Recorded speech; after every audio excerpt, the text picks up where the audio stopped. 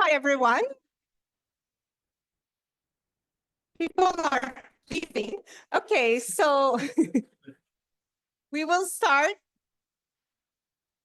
Thank you all for joining us today to this panel on climate resilience and nature-based approaches in aquaculture in the Pacific region. I'm Melanie Robertson. I'm a senior program specialist at IDRC, the International Development Research Center in Canada. So I'm based in Canada and currently leading a big program with 11 projects called Nature-Based Climate Solutions in Aquaculture Food System. We have projects in Southeast Asia, and we also have projects in the Pacific. And today we are presenting, we have representatives for the 4 projects in the Pacific. This program is co-funded by IDRC and the Government of Canada. So we are really fortunate to have our representatives from Aquaculture, bringing together academia, civil society, private sector, also government. It's really difficult to have all these people sitting at the same table. So this conference was an opportunity to present their work. So we will discuss how nature-based climate solutions can or cannot contribute to climate resilience and biodiversity conservation in the Pacific. So each project will have 10 minutes to present their work.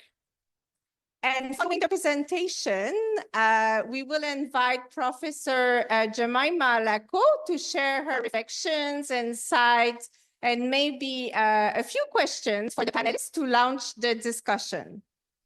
First, I would like to take a moment to go around the panel, and you have your mic. So you can introduce yourself, your name, your affiliation, and your location. So we keep it short. Thank you. Go ahead, Veronica.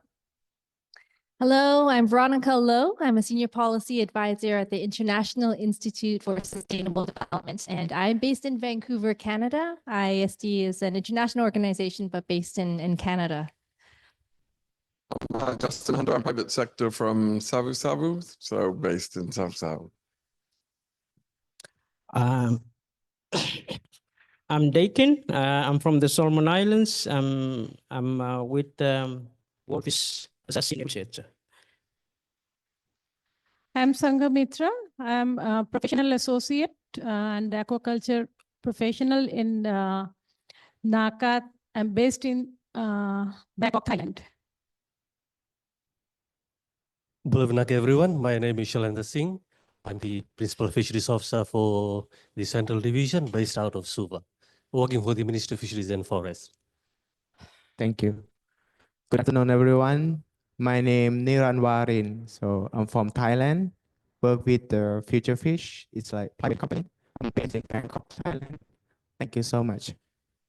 Thank you all for your introduction. So I think we will immediately start the presentation segment, and I would like to invite Veronica and Justin. You have your mic, you have the clicker. Let me know if you prefer. I can switch your slide. Do you want to get up, or you stay at the table? Okay, thank you. Okay. Yeah. Okay, well, hello, everyone. So we're happy to kick things off. So I'll just give a brief introduction to the project, and then I'll really hand over to Justin to, as you know, the Pearl Oyster project that we have highly depends on a wide range of partners, but private sector engagement is very critical to the success of this project. So I'll just briefly provide an introduction here to set things up. The AquaPearl is a project with an ultimate impact. The desired impact that we want is enhanced resilience to climate change of communities, of coastal communities, through the implementation of nature-based aquaculture approaches. And we'll get into that throughout the course of the presentation, what we mean by nature-based. But basically what we're trying to do is to implement community-led edible pearl oyster farms that would benefit households. We're targeting about 150 households in 2 communities to start with. And we are part of the overall Aquadapt consortium that Melanie has described. So our partners in this project and collaborators are J. Hunter Pearls, it's ourselves, ISD. We're working also with Wildlife Conservation Society, Fiji. And our collaborator and advisors are the Pacific community. And this is really like a whole of government approach. And so we're collaborating closely with the Ministry of Fisheries. But this project is unique in that it does bring together a lot of stakeholders. We had a stakeholder engagement meeting on Monday this week, where we had the Ministry of Health there, as our project concerns health measures and biosecurity. And we had the Ministry of Trade present, and we'll be, trying to align the project with the National Development Goals, adaptation to climate change, development. And so there are a lot of different policy priorities that this project will address. And I think I'll just leave it at that, but I just want to emphasize that we also think what makes the project unique is that there's a nature-based component, and Justin will describe all the biodiversity co-benefits that would occur, but we're also engaging and thinking about restoration of areas upstream of the watershed, and we'll be implementing that in this project. All right, so I will hand over to you. All right.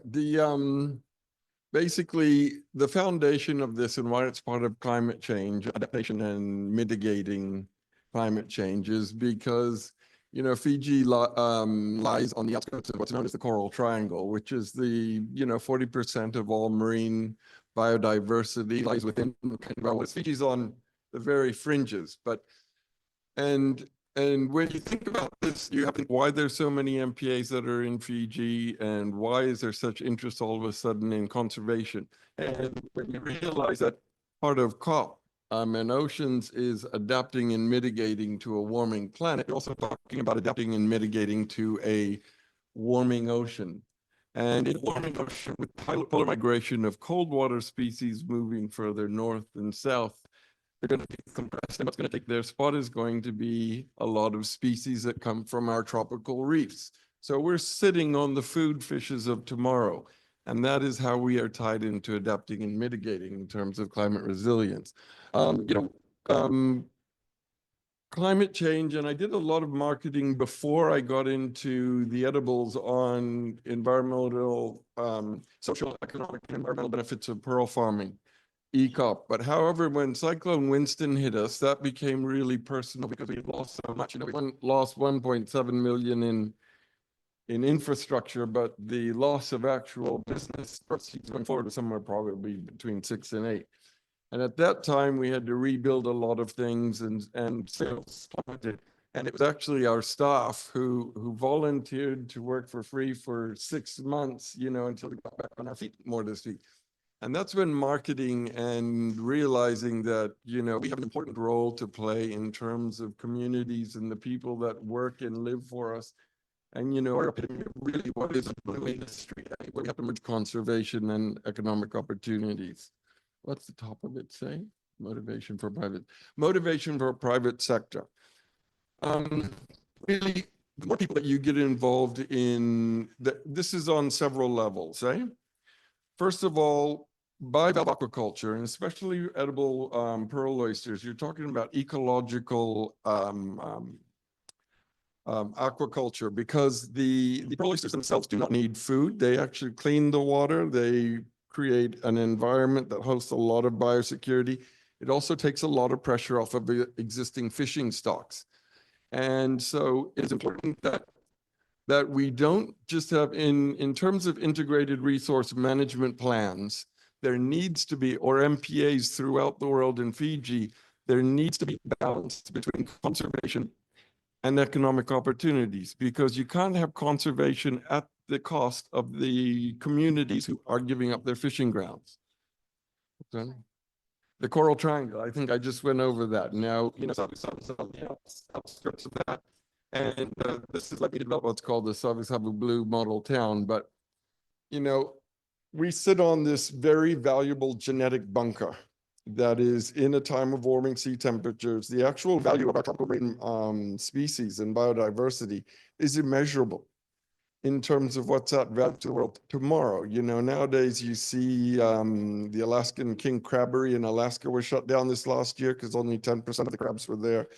You also see, so you see cold water species that are being influenced by warmer waters, and you're seeing warm water species like the Queensland grouper that was only found on the Great Barrier Reef, now as far south as the North Island of New Zealand.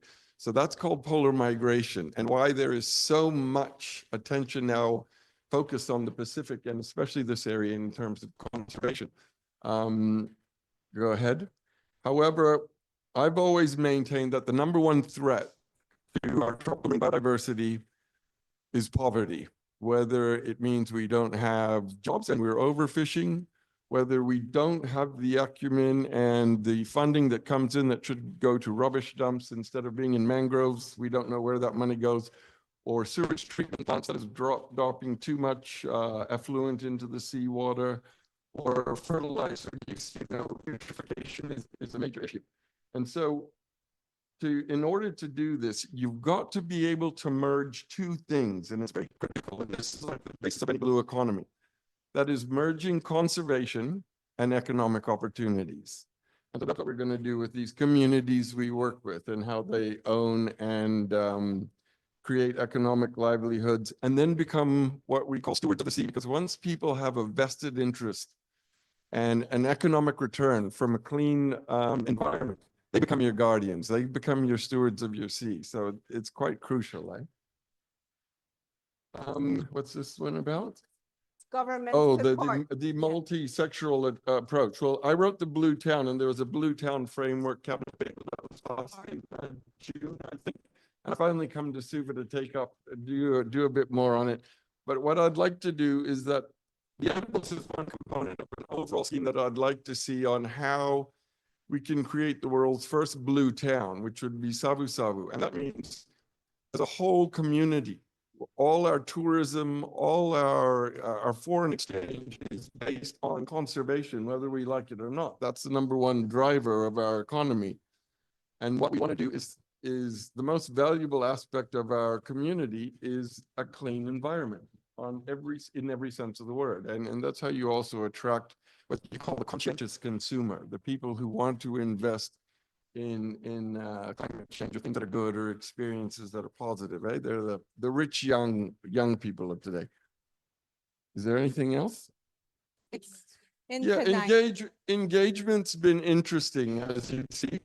I like to tell Melanie, you know, when we started the engagement, my baby oysters were about as big as the speck on this desk, and now they're this big because it takes so long. But private sector is different.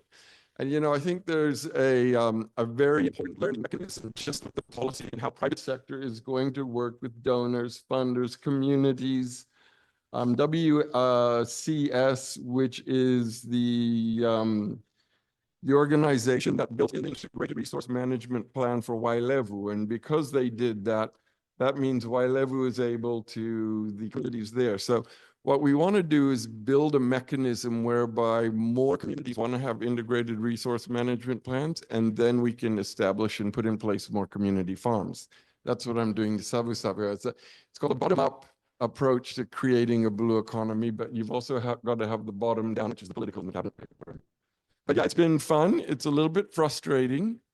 And sometimes I'm very good at ignoring people, but you know, this is all part of the learning process, and it's quite exciting at times and enjoyable. Thank you. I think it's always fascinating. It's not the first time I hear this presentation to learn about the motivation from the private sector to invest in these kind of approaches. And maybe for the discussion, you can elaborate a little bit more around the challenges. The timeline is one challenge, but it's also a challenge for the donors. So we share this the same challenge. So for now, I would like to invite Daikin to present on milkfish farming in the Solomon Islands context. Perfect. can you Who's using it? I can move it. Yeah. Thank you. Yeah, so I'll be presenting a case study from this project, a climate adaptive, inclusive, nature-based aquaculture research project in Solomon Islands. As Melanie has previously stated, this project is funded by IDRC. It's being implemented by Wolfies and local partners in the Solomon Islands. The project sort of seeks Just once, let me know when you want me to open your slides. So the project seeks to try and define nature-based aquaculture through case studies in Solomon Islands with the potential for scaling up lessons across the Pacific Island regions. Next slide, please. So the project in Solomon Islands will work across 3 sites. The first, no, previous one, please. We'll walk across 3 sites. The first one is mud crab fattening in mangrove enclosures, and that's in the southern part of Malita, as you can see at the bottom of that map. The other one is on milkfish farming in natural lakes. That's in Dai, is an island off the coast of northern Malaita province. And the other one is seaweed farming coastal areas. That's in the western province of Solomon Islands at the Rarumana. Next slide, please. So for the sake of this panel, I'll be highlighting the milkfish farming in Dai Island as a nature-based aquaculture. So milkfish farming in Dai is quite a recent idea. I think it can be traced by to the late 1990s. However, the fish itself, the species milkfish, is an important part of Dai culture and a diet. It's an important part of the local food system since original times. The current farming, milkfish farming practice in Dai is extensive and subsistence-oriented in nature, where milkfish fries are collected in a collection area that you can see at the bottom of the map, that sort of banana-like shape. That's the main collection site for milkfish in Dai. So milkfish are collected by farmers from this stretch of wetland and then introduced into the lakes. So there are 5 natural lakes on the island. However, only 3 of them are being farmed for milkfish. And so once the milkfish from the collection site are introduced into the lakes, they depend dominantly on natural food within the lake, and it's only complemented occasionally by farmers using kitchen leftovers and leftover potatoes. Harvests of fish harvested, milkfish harvested from these farms are mostly destined for household consumption with some occasional marketing. The farms are operated by family units. So it could be the father and the sons operating a lake or a milkfish farm, or it could be the father and his brothers or siblings. It is community-driven and communal activity where men, women, and older children, they play important roles in milkfish farming. However, there is also obvious gender division of labor where men are more involved in the higher making, while women are more engaged in the lower management and sort of labor activities, example, fry collection and feeding. Next slide, please.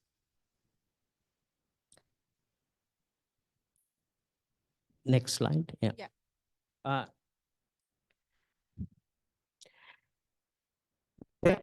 the previous one. Yeah. There are, of course, obvious impacts of climate change on current farming activities in Dai, and these are some of the obvious impacts. Flooding due to prolonged heavy rain in the wet season can result in the lakes being flooded, washing away the milkfish, and also excessive heat due to prolonged dry season can lead to two impacts. One is that it can lead to the drying up of the milkfish collection site of the mangrove wetland. During this time, milkfish will not be collected and transferred into the lakes. The other is that during prolonged dry season, the water level in the lakes can also drop. So during this time, milkfish in the waters will aggregate or congregate at the deeper side, deeper ends of the ponds, which can also lead to very tight competition for available food as well. Saltwater intrusion is also another impact. Salt water bringing in excessive sand and smoothing the milkfish feeding ground in the collection site. Next slide. Sorry, I forgot one. Can you go back? However, there are existing factors that can contribute to the system's resilience to climate change. And one of these is because the practice is based on local knowledge, on milkfish and local practices and experiences with milkfish, it puts the practice in an advantage position to being resilient to climate, the changing climate. Also because it is extensive, subsistence-oriented in nature. This means it is also easy and flexible to continuously adapt to the changing environmental and climatic conditions. There's nothing to lose for farmers. It's also based on local innovations that can make this system resilient to climate change. Farmers, because they know the context, they know the setting, they can be able to innovate. The activity itself, in terms of transferring milkfish from the wild environment and sort of putting it into the lakes and practicing aquaculture, is a form of being resilient to climate change as well, in safeguarding the milkfish as an important food source in the island. Next slide, please. At the moment, in terms of private sector involvement and engagement, private sector investment and engagement in Solomon Islands in the overall aquaculture sector is quite very minimal today, or it's non-existent. However, there are existing national policies on fisheries and aquaculture that supports the important role the private sector plays in the aquaculture sector. Now, what can motivate private sector to invest in nature-based solutions is, I think, Justin has mentioned some of these. A conducive environment, where an environment that is business and profit oriented, based on available infrastructure, accessible market, security of tenure, and also the willingness of the local communities and people to participate in milkfish with the private sector in the activity. There are also some risk in this, in that in the case of Dai, these can also exacerbate some existing social issues. Example, resource ownership, user rights, and elite capture. And probably it can also lead to marginalization of indigenous resource owners in terms of decision making when the focus is commercially oriented. There are also reports, private sector investment and engagement in nature-based aquaculture, and that is environmental stewardship and also raising the economic profile of nature-based aquaculture in the Pacific Islands. Next slide. So you have around 1 minute. In the Solomon Islands, while in terms of existing policies and incentives to support nature-based aquaculture in the Solomon Islands, where there are existing policies and plans on aquaculture development that are available that focuses on climate resilience and inclusiveness. There are no policies or strategies that are implemented or specific on nature-based aquaculture. I think that is it. Thank you very much. Thank you. Thank you, Dakin. Sure. I think it was really insightful to hear about the impact of climate change on milkfish farming, but also how this farming activity impact the environment. Thank you again. And I would like to invite Mr. Singh, Shalandra.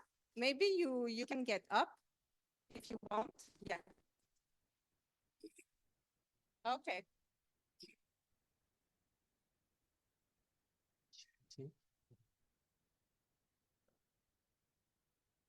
Give me a second.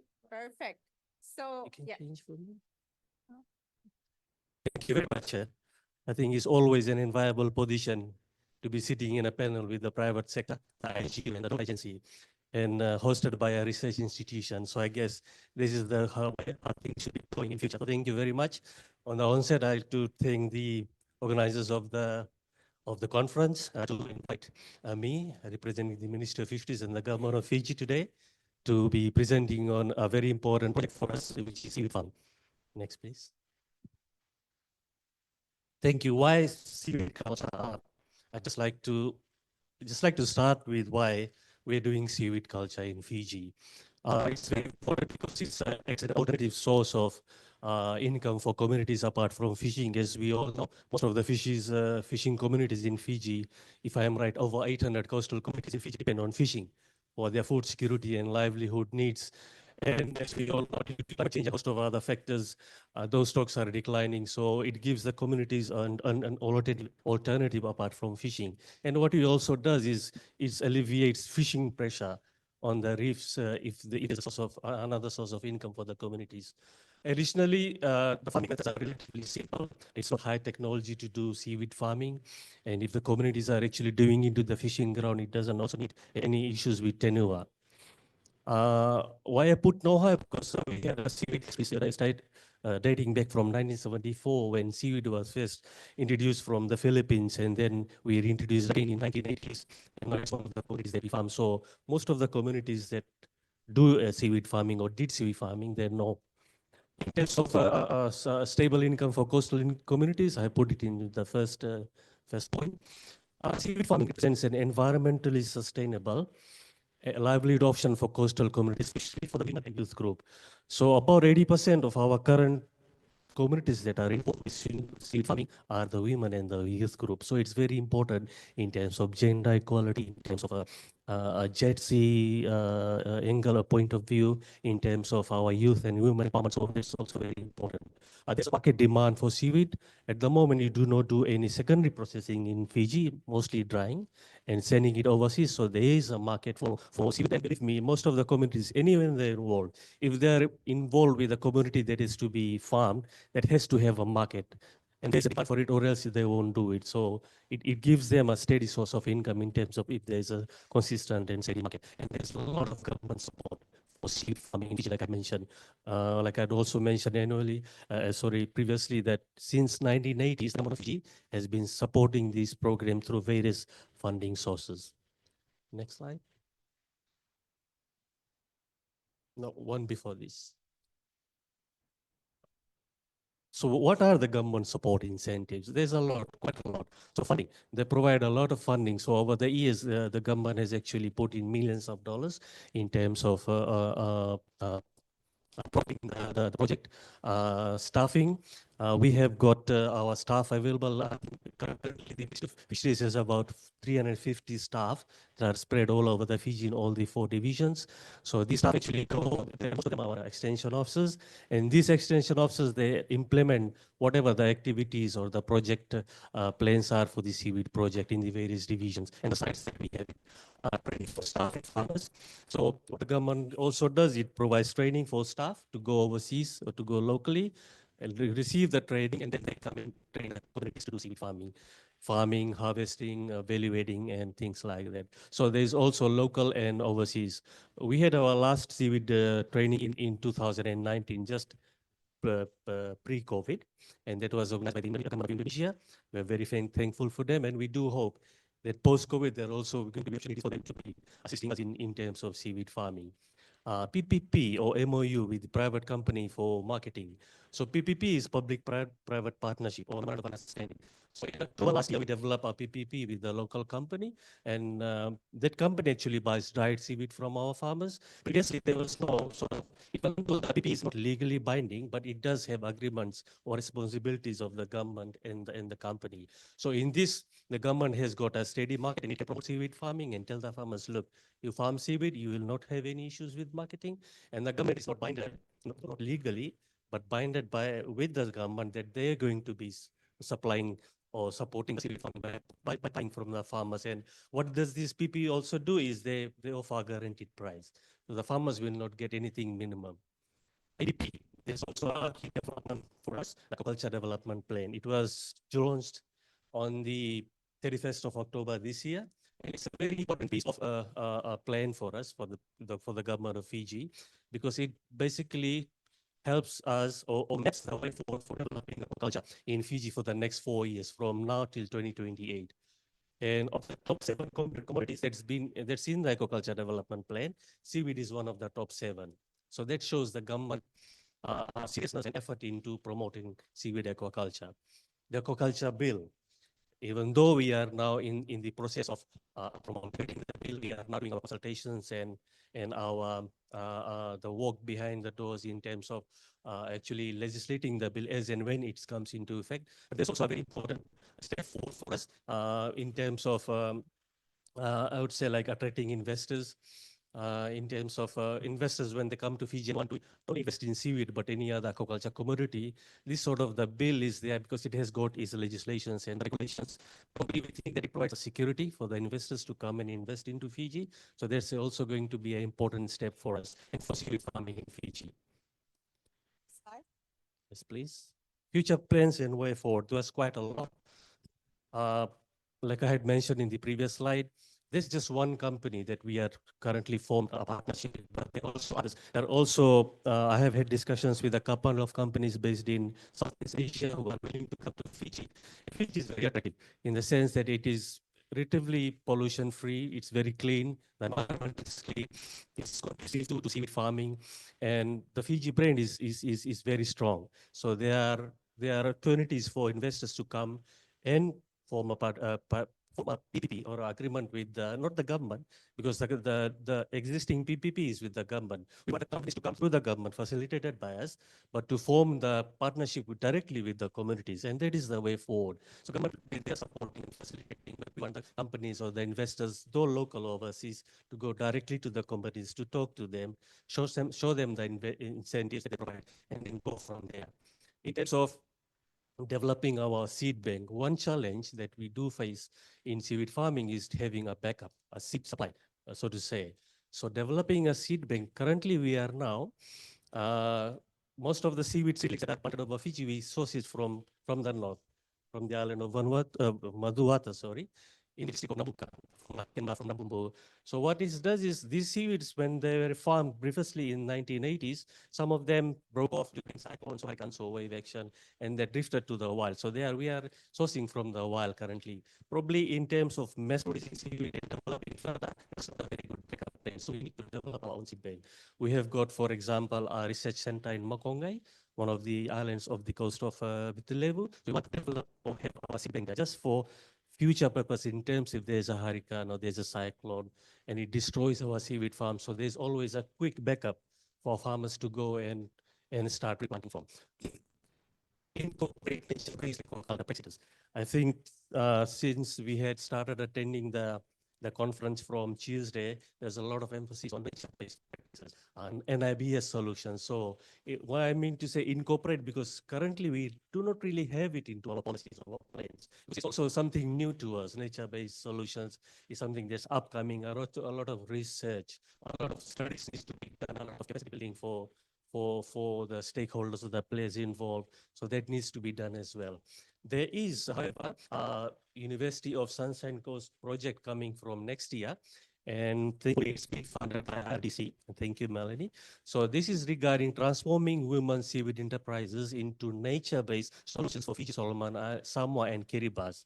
So what it basically does is these projects will empower the women and youth to access or to learn ways to have their farmers nature-based, similar to what organic farming branding does, just so to increase the value of seaweed. And there's also, right now, like I had mentioned, it's only dried seaweed being sold and sometimes wet. So we need to evaluate what are the other opportunities for evaluating it, because it's been used in food, in cosmetics. So there might be opportunities for the women to earn a little bit higher income rather than selling dried seaweed, to be able to earn extra income with regards to this project. Enhance climate resilience and biodiversity conservation. Seaweed farming, as you would know, is it's more like can contribute to natural solutions. It can sequester carbon. It can also have biodiversity services. It also has organic uses like fertilizers or biodegradable plastics. And the other thing, it also enhances gender inclusivity. So where the youth and women are involved, all the marginalized communities in Fiji, it has got an opportunity to actually involve them, provide them with a steady and a sustainable source of income. Evaluating, I also mentioned, I'll just quickly go through it. Capacity building is very important in terms of our communities to do financial literacy. What is nature-based solution? Food quality and food safety is very important, because if you are evaluating, it's very important to the communities to food standards and food safety, because if the product they are selling is food safe, then they'll have customers to buy. Of course, lastly but not leastly, is research and development, further research and development into farming methods and disease controls, and how we can make the seaweed farming more climate resilience. Thank you very much. Thank you, Sharanga. You succeeded to squeeze a lot, you know? You speak fast. Perfect. It was great to hear about what the government is doing concretely for seaweed farming. So you have noticed we had the private sector perspective, we had research, and the government. So now we will hear about our knowledge brokerer for Aquadap portfolio. They work in Southeast Asia, but they also work here in Fiji, and they will present what they are doing to support Aquadap as a program, as a whole. Go ahead, Mitra. Thank you, Melanie. Can I have my slides, please? Yeah. Thank you. Hello, everybody. This is the project knowledge brokering for nature-based solution of aquaculture transformation in Asia Pacific, with the support to the Aquaculture Innovation and Investment Hub.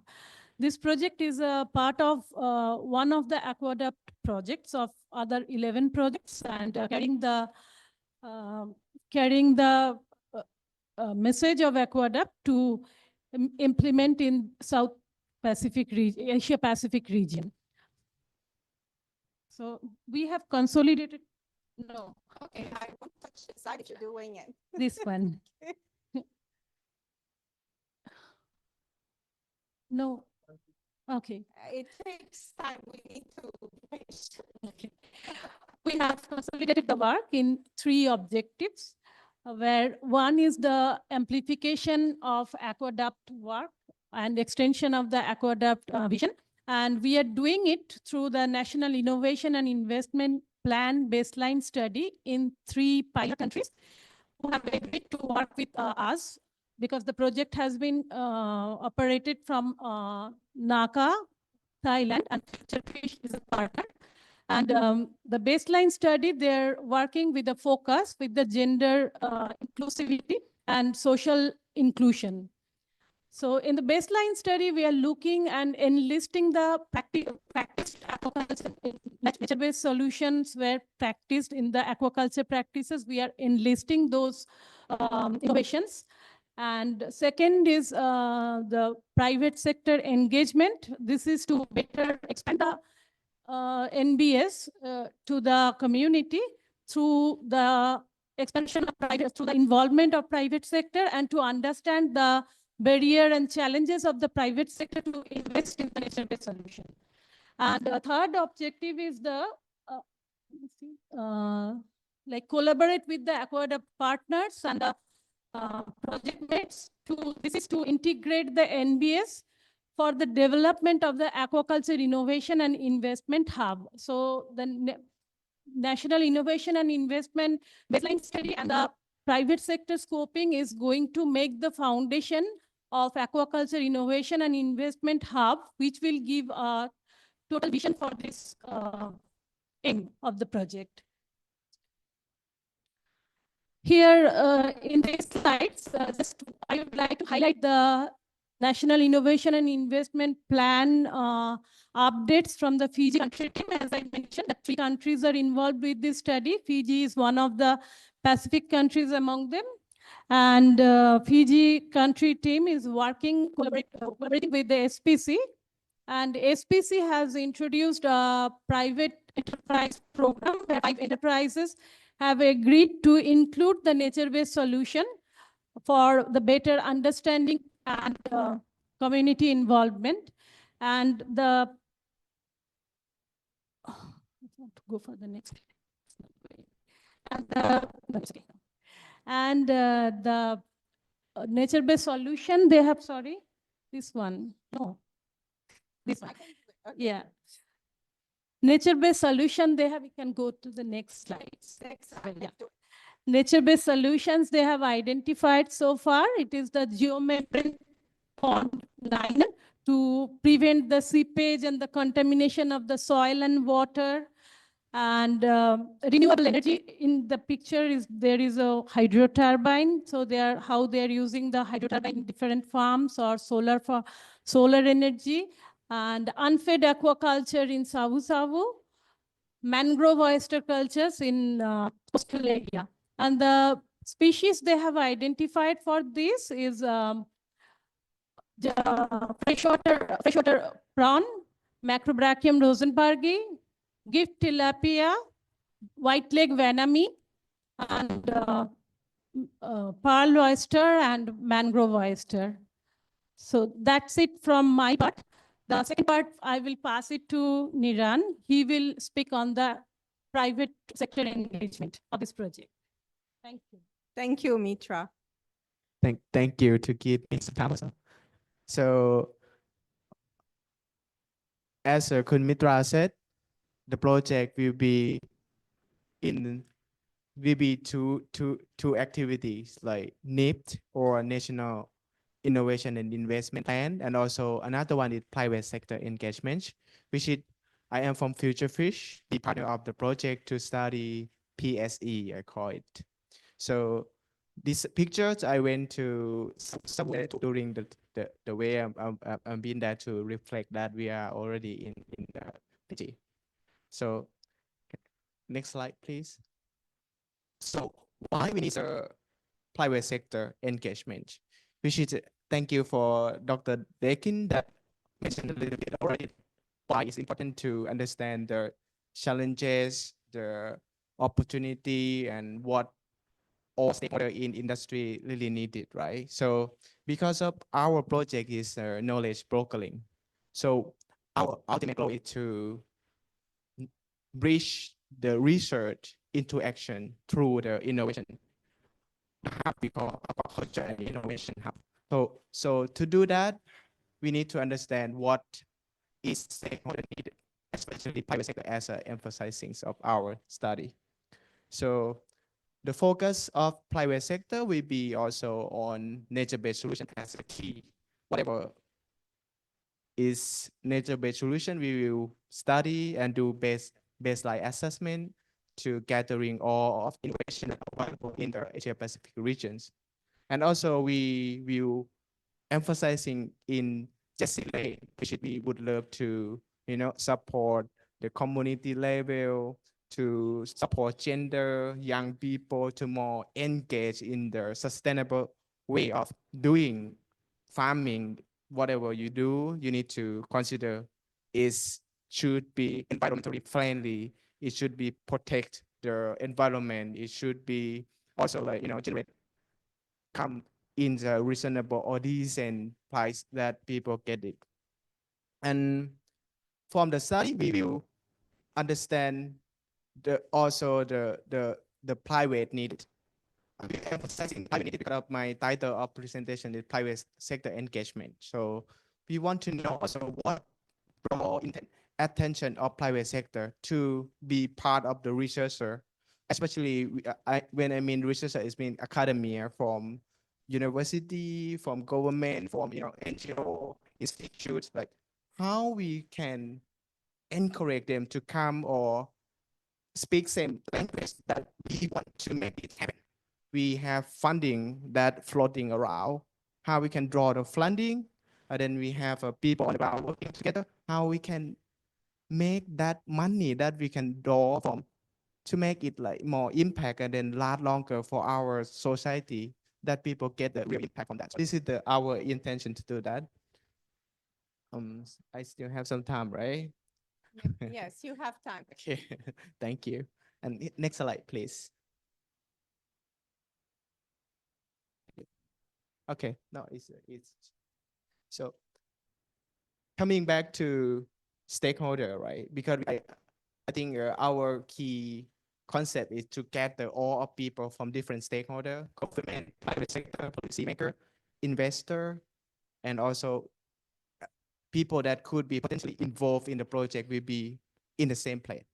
So because of that, we consider who will be involved in private sector engagement. First, it will be Aquaculture project research, which is Melanie mentioned that 11 project, we are the last project that involved, and also each partner of the Aquaculture project, especially private sector. So we will mapping, we will identify, and then we will summarize.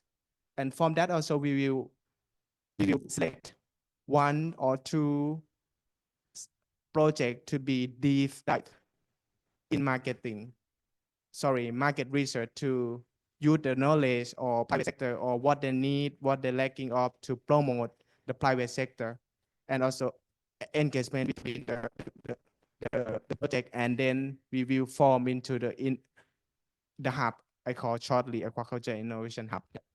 Thank you. Can you go next slide, please? So I have only 1 minute left, but one of our activities that we will do is we will organize event together with NACA and our stakeholders in Thailand, to gathering people from different partners to come and then to brainstorm and to share the idea how we can drive it together. Ideally, it's going to be in March, and we not really launched the program yet, but we will do it soon. And then we will bring what we just mentioned to the event, and then we drive together, and we're also looking forward to make it happen here in Fiji as well, and love to hear from you also what you would love it to be happen in Fiji, how we can drive together innovation and bridge between research into action by using our knowledge brokering program. Thank you so much. Thank you. Perfect. So it's a very ambitious part of Aquaculture, and they are doing a fantastic job. Thank you, Mitra and Niren. They are really patient. They have to work with the government, the private sector, all the researchers. And we hope that these scoping studies can really inform us at the program level, but also at the project level. Really, what are the incentives from the private sector to invest, the challenges, better understand the needs, depending on the region and the context, of course. So now we'd like to invite Professor Lacko, Jemima Lacko, to share her reflection, insights, and also if you have 1 or 2 questions for the panelists, so we can start the discussion.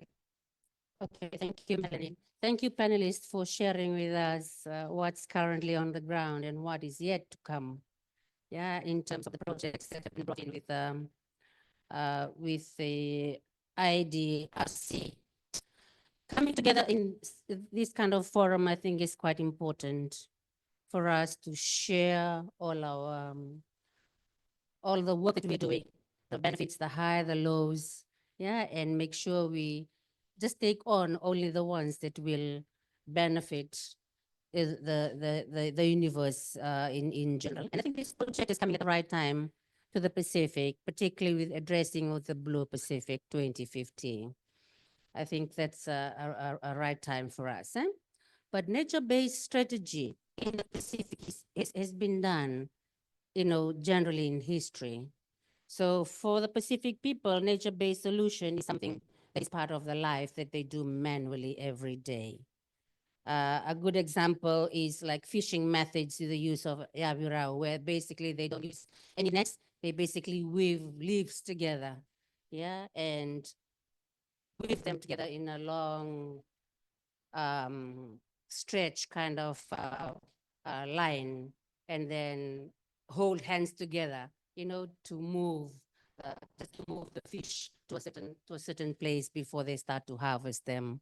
Right? So those are all part and parcel of nature-based strategy that the Pacific people used to. So traditional knowledge, right? And traditional practices are basically key to these nature-based solutions. But I think what this particular project is bringing about is what other innovations, or how can we tweak and how can we improve this traditional knowledge to suit particularly the impact of climate change that is affecting everybody today. I know climate change is affecting all communities, but some are affected more than others. So, but how do we address this? Yeah, it's affecting livelihood, it's affecting food security, particularly in communities that have very little, very little to eat and very little to drink. So how can we help them? So how are we finding solutions to mitigate and adapt to this climate change, utilizing the nature-based solutions, particularly something for aquaculture, which is probably not very familiar with most of us. But I think with what you're sharing today is something, for example, particularly the one from Solomon Islands, that to me is a critical and a very good example of the nature-based solution, where they basically catch the wild, the wild fish, milkfish, and then put them into the lake to allow them to grow naturally. So that's a classic example. But again, having what kind of other processing, do we need to do to make sure that we balance, the nature plus economic activity? Most of us are basically, I think, pushed. I think with the push to more, the pressure of economic activity today, I think has affected most of the nature-based solution, that exist in the past. Yeah. And I think nature-based solution in aquaculture is something new for us, as has been alluded to by our Ministry of Fisheries of Fiji. So there's no policy in place. So that's basically something that we will have to look into. So my question is, there are many nature-based solutions that you have come up with. Which one is better than the other? Yeah, which one is the best? And how do we measure them? Yeah? Determine which would be good to take through, right? And share it among everybody else's. So that's my question to all of you. Whatever you are doing, which one is best? And how do you measure the success of that nature-based solution?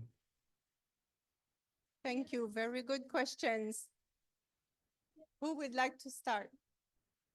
This is the opening. Perfect. Okay. Thank you, Professor Laku. We are also studying the economic viability of the identified innovation. Because if we say this innovation is going to work great, it is not great when it is coming to the farmer, because how much they have to invest and like within what period they will get back his investment, and how it is economically viable in terms of society, in terms of economic grade, everything we are evaluating. That's why this baseline study, National Innovation and Investment Plan baseline study we are conducting, and it's one of the criteria also. So upon these results, after getting these results, we may have a direction or we may have a guide to know that this is better to practice and this is also nature-based. Am I able to address your concern? Yeah, I think, yeah. If you simply do a simple social, economic, and environmental baseline, you're going to quickly see which one actually provides all three, and all three increase together, not one at the cost of the other. That's what it is. That's simple. I'm willing to take the Pepsi challenge with any other aquaculture project anywhere, and I'll win that every day. So I mean, if this is my opinion, like just my personal opinion, I think there are lots of nature-based solutions. Yes. What not nature-based solution is the best if I need to choose? This morning I just sit down and talk with the team about Aquaculture. I have my criteria, like 10 criteria, to evaluate the the nature-based innovation. And then after I sit down and talk with them, one thing I realized is this project, it tick all the box I have. I have 10 box. Whatever innovation that can help people address climate change, conserve innovation, and also like improve biodiversity, create livelihood for people, and also like in overall like makes everyone benefit from that, but not harmful environment.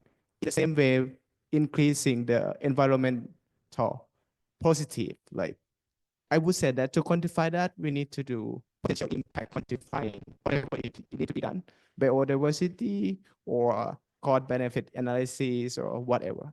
That would be the ideal project that I would say that this is the nature-based solution that we are looking for. Thank you. Thank you. I think Sharandra would like to say something. Yeah.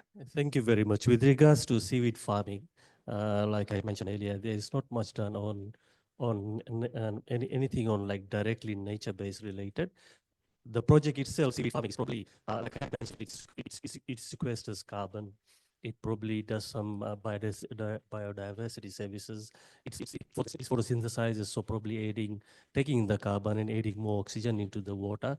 And we do know that why it's not good for seaweed farming. It does not attract fish, not like say in Fiji. So it provides an opportunity for the women to actually fish. So I'll just give an example. I'm not sure it's a nature-based solution or not. So 2 weeks ago, I received a request from my extension officers. Sir, we are sending our request to buy 3 chainsaws. I said, what you want to do? Chainsaws in seaweed farm, but mangrove. And the mangroves posts are actually used to the post-to-post, the offline button method. So I said, no. So I said, look, we are not actually supposed to post. It's not a nature-based solution. We don't use it for posts. What we can do is either we use a land-based plant.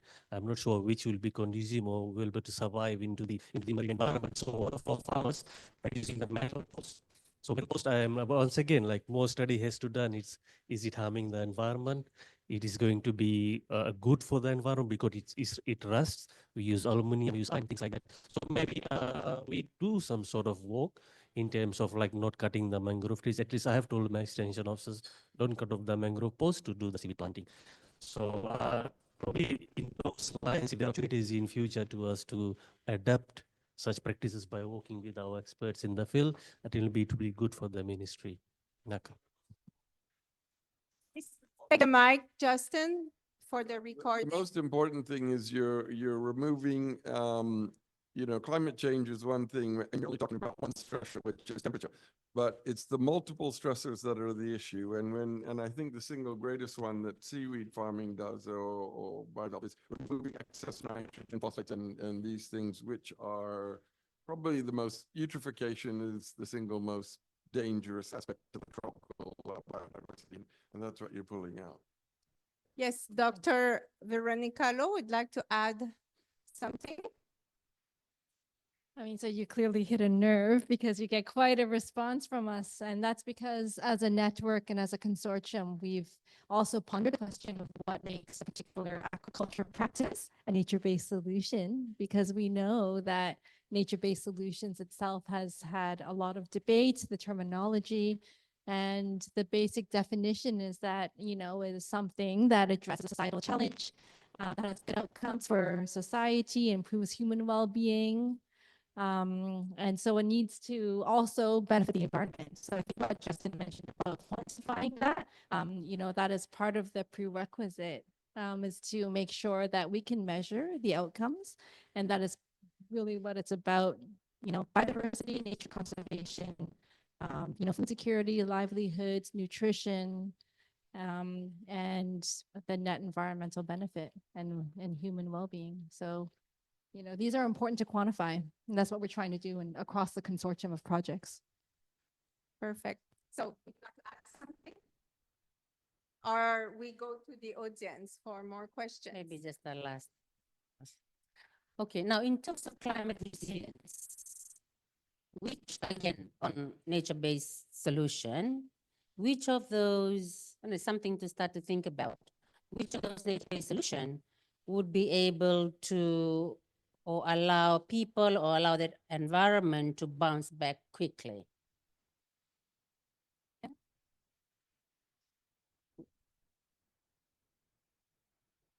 I mean, if you factor in the climate, if there is a disaster, that happens, which of those that we have identified, is more resilient than the other, in terms of bouncing back? How fast, will they turn back into the original status?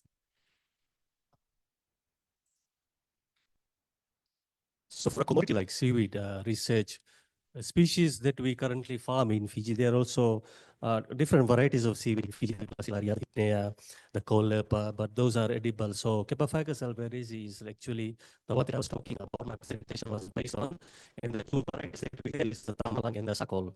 So those were introduced in Fiji in 1974, and then in 1976, and then in 1984. So basically 1984 is a long, long time, and I don't think we have done any more introductions or introduction. We did try a version or a variety, I think it's 2015 or 16, the Momeri, which is more conducive to climate change related, probably higher temperature tolerant, so that ice ice doesn't set, or that is more disease resistance. It matures in 6 weeks. So it didn't really work out that well. Probably we'll look into it later. But for us, research and development into climate resistant species, like we can develop species of seaweed that is able to tolerate higher sea temperatures, more nutrients, and resist diseases like that. And also, in terms of like backup, you mentioned probably it's not a nature-based solution. I'm not sure. I'm not an expert, but like I had mentioned before, the seed bank concept. So if there is a hurricane that is coming and we have seed banks located in strategic locations around Fiji, so I'm hoping that the hurricane won't wipe out everything. So if there are some seed banks remaining, so it's always good for the farmers to actually go there, get their seedlings and start replanting.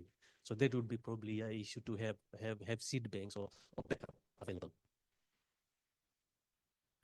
I'll probably also add, I think it also is based on, the need for more research into sort of trying to understand some of these questions. For example, for the kind of project in Solomon Islands, the idea is to sort of try to define what do we mean by nature-based aquaculture in terms of some of these practices that people in the villages have already been doing in terms of trying to culture aquatic animals. And in the process of doing the research, also try to come up with a framework that, sort of, when you look at a particular aquaculture innovation, how does it fit into the framework in terms of addressing the social side of it, the environmental side of what are the environmental parameters, the economic side of it? How do you see this from this framework? Is the nature-based solution more towards the economic side of it, or is it towards the more environmental side of it? So more research coming out from this space would also inform this time. And also, I think the resilience depends on the commodities, like which you are handling. If it is seaweed, it is having some different approach. If it is shrimp or prawn, it is having some different approach. Or if it is oysters, it is having some different approach. So we need to like do a holistic work for all. It is very difficult to assume now, like if it happens, what we can, how resilient we are to prevent it. Thank you, Mita. Perfect. Yes, we can move to- Opening the discussions to the floor. Perfect. Thank you. So does anyone in the audience would like to ask a question? Please, perfect. Introduce yourself and yeah, and maybe to who the question you should be addressed. Thank you. My name is Seone. I'm from Tonga. But my wife from Samsung. So yeah, I just want to, I think this is for all of you, but more towards Jason. How do you deal with traditional restrictions? I mean, is that just one of those you don't want to ignore, or how do you deal? Because I think for a new person to come in, like myself, I'm thinking of, would you share your how you deal with traditional restrictions? Because there's government restrictions, but it is more harder the traditional restrictions. I think it's the same with all the others, like Solomon Island. That is the biggest challenge we face, is our traditional protocol or culture, and especially the landowners. They even own the sea. That you are intending to set up your aquaculture. And the other one is for our friends from Thailand. I was surprised to see that they're using PVC. Is there an example of using of bamboo, especially for drainage in freshwater cases? Why use PVC? Yeah, I mean, oh, you blame me on it because yeah, it's not nature based. Mitra, One more Mitra, question. My last, 1 minute. You need the mic for Zoom. my last question is, I think is for, how do you deal with your waste, the material you use that are biodegradable? How you deal with them? Do you take stock of them, and when it comes to you deal, or how do you deal with those when they become expired? Thank you. Perfect. We have 3 questions. And then, yeah.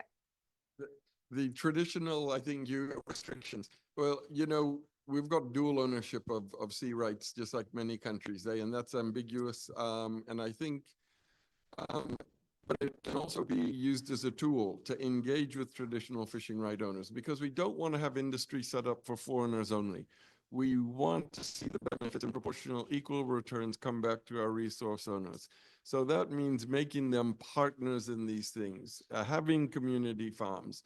And you want to use this traditional culture and knowledge and the tambu system that is there in a positive way that shows, and they take ownership not just of the economic opportunities, but they have to protect from the environmental things that are happening upstreams. And that's what it means. So you take that problem, you turn it upside down, you put it on the head, you're sure that there's economic opportunities there that drive them, and you use the traditional restrictions as a way to manage from ridge to reef. That's the way it is. There shouldn't be anything that hinders anything. It should be worked, together, and we see them as partners in this. And there's a reason why I have, we'll probably try to do 15 community farms, is also you dilute your potential for natural disasters from one side of the bay to the other. So once you're into a market, especially for food, you have to have consistent supply.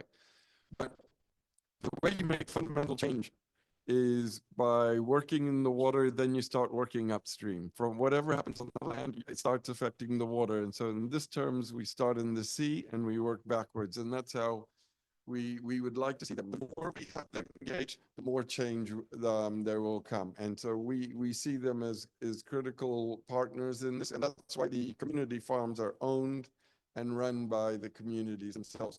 We supply scat from our hatchery, and then we'll buy back at the right age and develop marketing and marketing under them.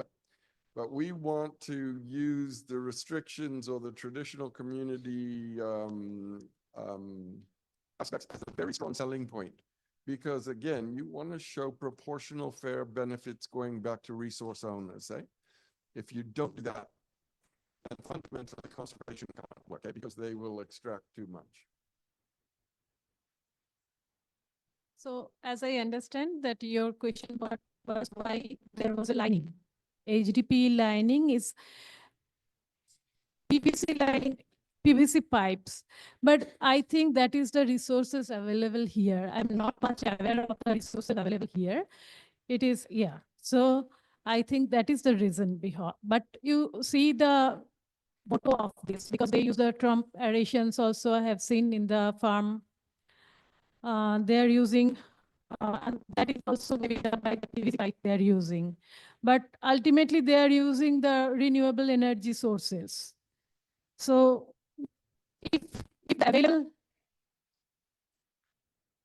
Justin, you can say it better. Yeah, I don't know what the resources here available, but what I have seen that the nature-based solution they are being applying now.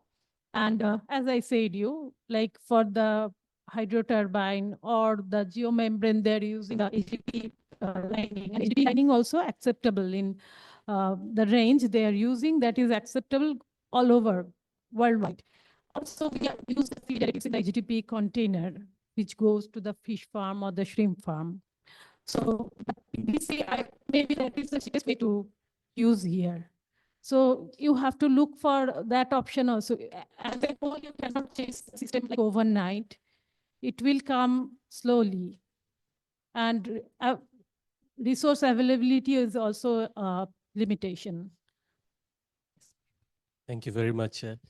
From my colleague from Tonga, I think we have got a bit of history with Tonga because our second introduction of seaweed was from Tonga in 1984. In terms of you mentioned traditional restrictions, traditional ownership, just adding to what Justin has mentioned, it's very important to involve the communities, give them ownership. And one word I would like to use, especially in our consultation, is equitable. It is equitable sharing of resources. Money is also a resource, and they need to see the benefits. And also, if we are going to go into nature-based aquaculture practices, which is sustainable, and I'm sure that the communities will accept it, because they'll see that while we are going to do seaweed farming, say, for example, commercial level seaweed farming, if there's no harmful impacts on the environment or the fishing grounds, which they depend on for food security and livelihood, then definitely I think they will come on board. So like Justin mentioned, awareness discussions and ownership and equitable sharing of benefits. Thank you very much. So just wait for the mic because we are on Zoom and we need the recording. Please introduce yourself. Thank you for the opportunity. My name is Owusu. I'm a geography lecturer based in Ghana. I also research about coastal livelihoods, especially the small scale fisheries livelihood. And it's very fascinating to hear the various initiatives ongoing here in the Pacific. Ghana, West Africa, also has a very fertile fishing space, the Atlantic Ocean. And over the past 10 to 20 years, most of the fisher folks are struggling with rapidly depleting fish catch. So the average fisher has lost about 40% of his income or her income because of the growing commodification on the ocean. The industrial trawlers are there. Now you also have the offshore oil and gas industries. And so even though the catch has reduced, most of the fisher folk are still also heavily invested in the fisheries. They still want to continue to fish. That is why these interventions are also very important. With the aquaculture, there has been some takeoff The government, other private interventions are coming, but we are just at the beginning stage. And so there are more opportunities, especially capacity training, trying to give them the incentives to diversify or add the fish farming to the portfolio of what they are doing. But with the seaweed industry, it's basically absence in West Africa. I think in Africa, it's only Tanzania. In East Africa, that is where active seaweed farming is ongoing.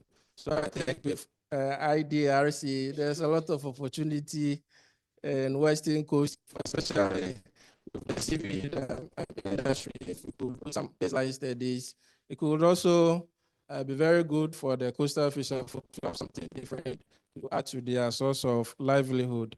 And then back to the presentation on the seaweed industry in Fiji, I want to know the seaweed, what are some of the end products? Is it locally consumed here? Are they being exported? The opportunities. Also, friend Nayak, as part of the innovative approaches in the fish farming, you mentioned something about hydroturbine.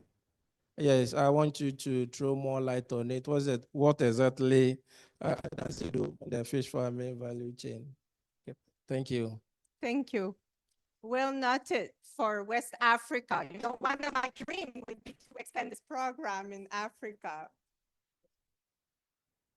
Yes. Thank you very much from our colleague in the audience, and very good question. In terms of the end product for seaweed, I'm just talking about Capophycus because there's the species that we are commercially farming. A couple of years ago, a private company in Fiji came on board and started adding Capophycus to their organic fertilizer. They are called Sea and Soil. So their products have now started going on the shelves, I think, in the major hardware chains in Fiji. So they use this in their not only organic fertilizer, but organic pesticides. And they started also adding into biochar. So biochar, as you know, is probably an additive that you add to the gardens, so probably boosts soil health. So that's one of the organic fertilizers for crop farming. Some of the other products out of seaweed that was done at a very small scale by most of the women is they made noodles, soap, jam, crackers using seaweed. Yes, Capophycus seaweed. That's the species. So these are some of the end products, but very small scale. It never took off. That's why I had mentioned that we need, under the project from University of Sunshine Coast, there is an opportunity for upscaling those, but not the byproduct, but the value-added products from the communities. Thank you. I just want to add that most of our students have done some work on validating. So we've used we've actually extracted the carrageenan and then used that because it's high in Capophycus, used in the thickening of making paste for various any kind of paste. You can actually add that to provide the thickening agents. Yeah. So our students have done vanilla pastes. They've developed various types of pastes, cinnamon paste and so on from Capophycus. So that's the work that our students have done. In Africa, I know we are working hard for that. Would you like to talk in the mic?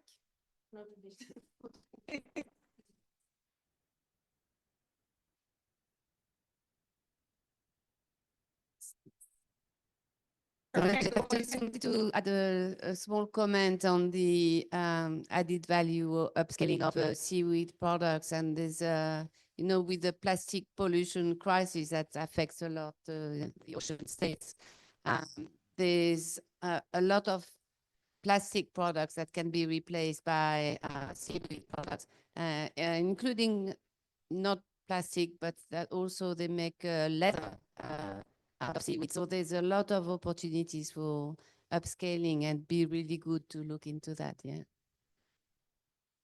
Very good comment. Would you like to answer regarding creating fabric? Okay.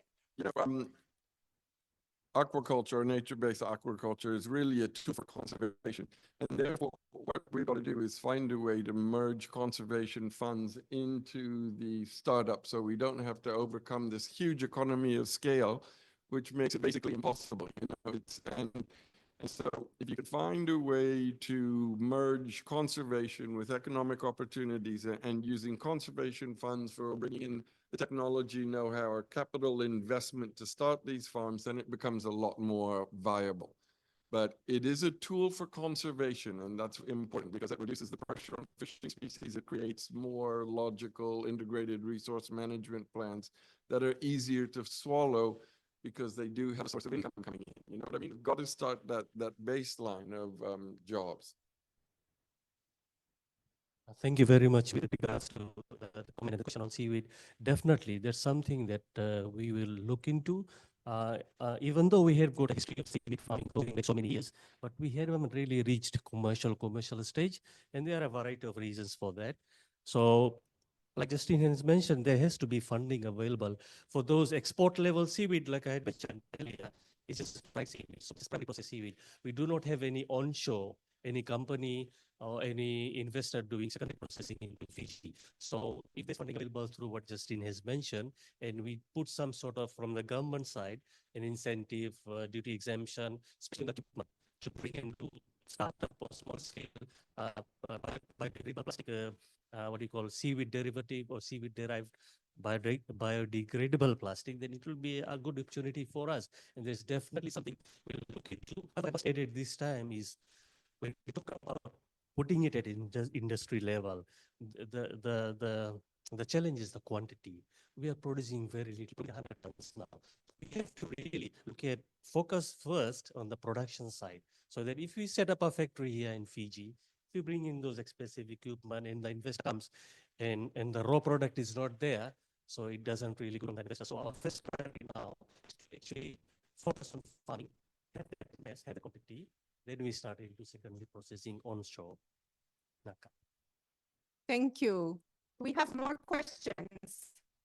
He asked me about the hydro turbine, I think. Yes. Okay. So hydro turbine is a mechanical equipment which receives the water force and convert it to the electrical force.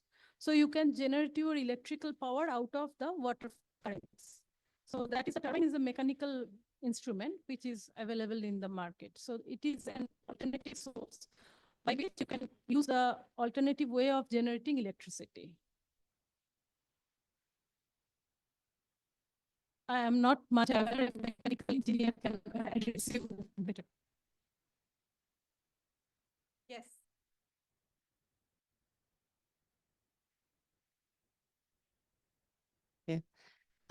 Aquaculture got a bad name because of the pollution of it goes through the use of antibiotics and in particular for shrimp farming in Indonesia, etc.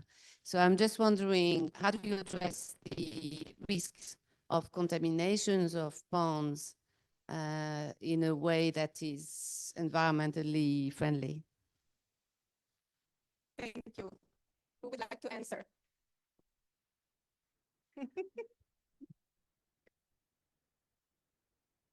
So maybe before I answer, I repeat your question. So how we can make pond to be environmentally friendly and avoid using the antibiotic, right, for shrimp. Is that true?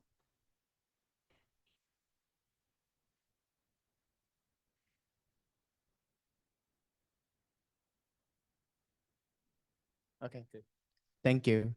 This is excellent question, actually, because of in Asia, in Thailand especially, we have a lot of challenges which this is outbreak, environmentally friendly, or environmentally like quite not good now. It's compared to 10 years ago, and our production in 10 years ago it used to be 600 metric thousand tonnage of shrimp export to different countries, and now it's go down to only 200,000 metric tonnage because of this problem.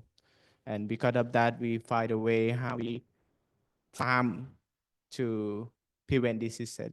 And before coming here, I just went to the farm also to to find who are the nature-based solution for shrimp farming. And then we find one farm that doing very well. I will not mention the name, but he is like the one using holistic approach management to do farming.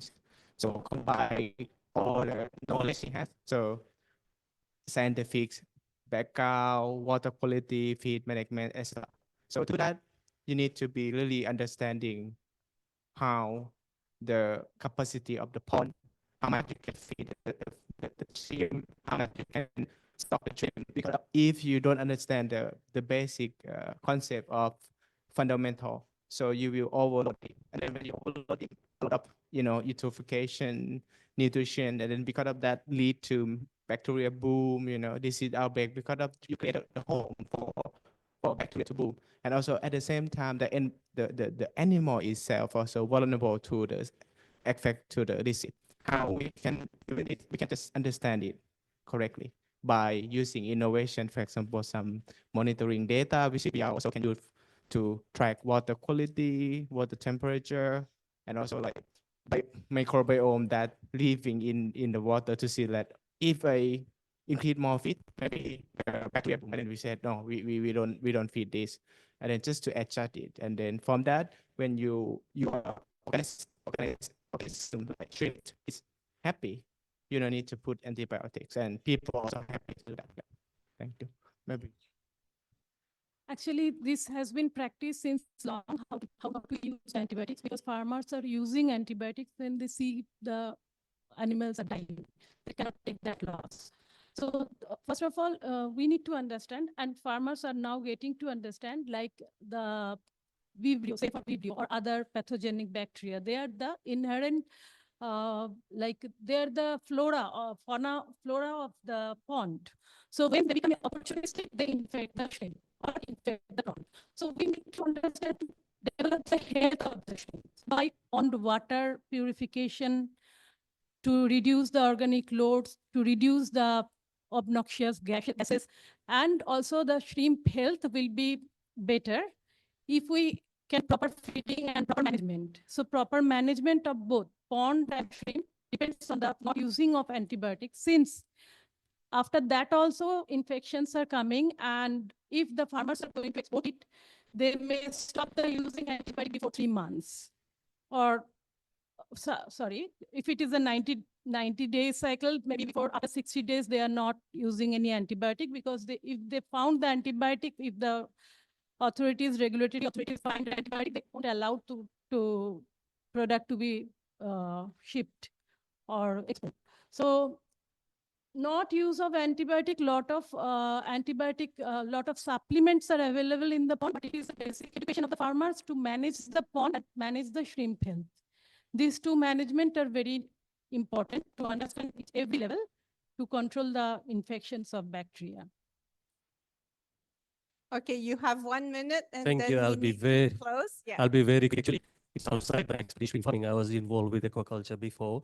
Like Dr. Nayak had mentioned, basic but strict quarantine practices in the hatchery, on the farm, in the feed mill, in export. For example, Fiji, I give an example. About almost 80%, I stand to be corrected, but 80% of the species that we farm in Fiji are imported from Asia. So I think on Monday I attended another workshop and we were doing a group activity, and I mentioned it's the opportunity to culture local species, because local species are more conducive to the environment in Fiji. So I'll just give an example with regards to shrimp farming, where most of the discussions are. So we have 2 species being farmed in Fiji, Vanamai and Monodon. Penis Vanamai, Penis Monodon. Monodon is local. Vanamai is introduced. Every time you introduce a shrimp into Fiji, that's why you would see most of the shrimp that you get in Fiji is headless and tailless, because the head is where the gut is and the bacteria and the pathogens are. So that's why we import headless. So every time you're importing live, even though they are post-larvae stage, but live imports are always risk of disease being introduced.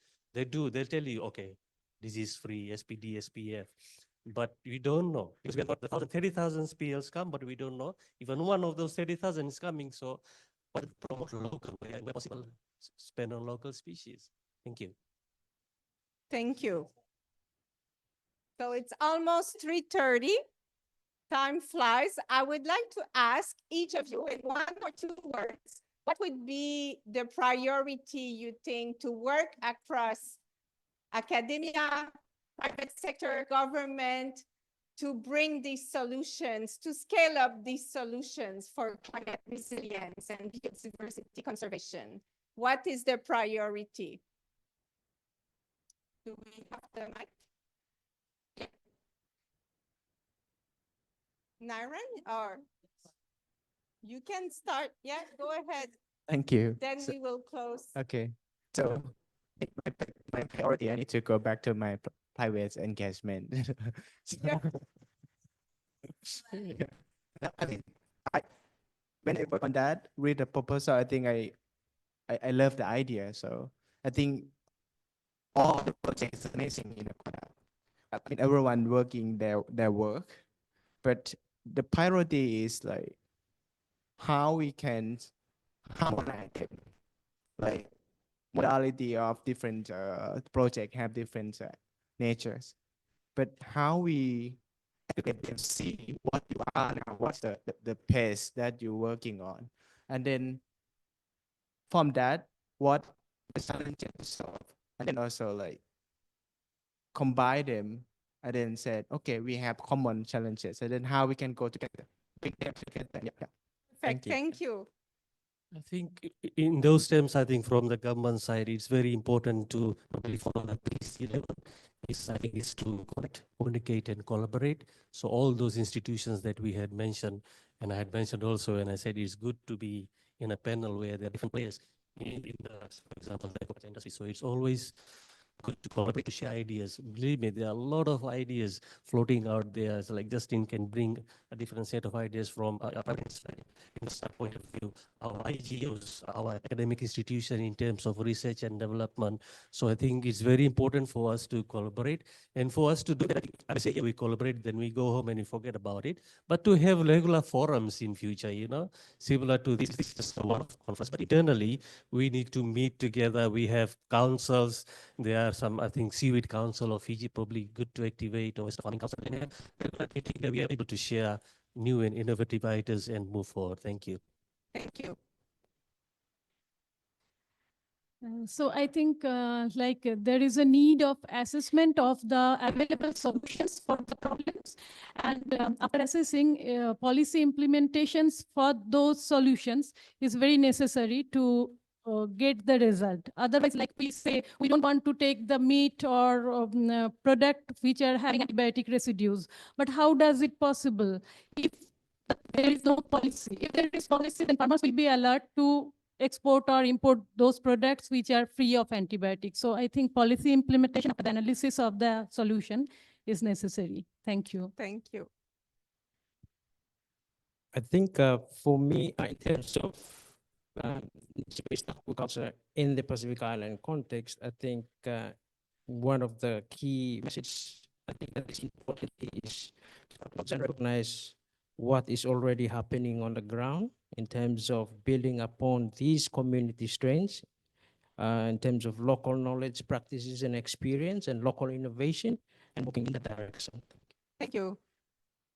I agree. It really comes down to policy and a framework on how to implement and how to bring the various partners and parties all together, because that needs to be done. And so we're kind of at the beginning of that. And I think then you get policy and framework on how to implement. I'm going to cheat and say two things. I think we need better measurement of the socioeconomic and environmental outcomes. And then we, echoing what other people said, but I'll just say it more concisely. We need better coordination mechanisms to bring the different, stakeholders together, and to figure out how to speak the same language and mainstream nature-based approaches into different sectoral policies and priorities. Thank you very much. I have to close right now. Yes, we can. Yeah, okay.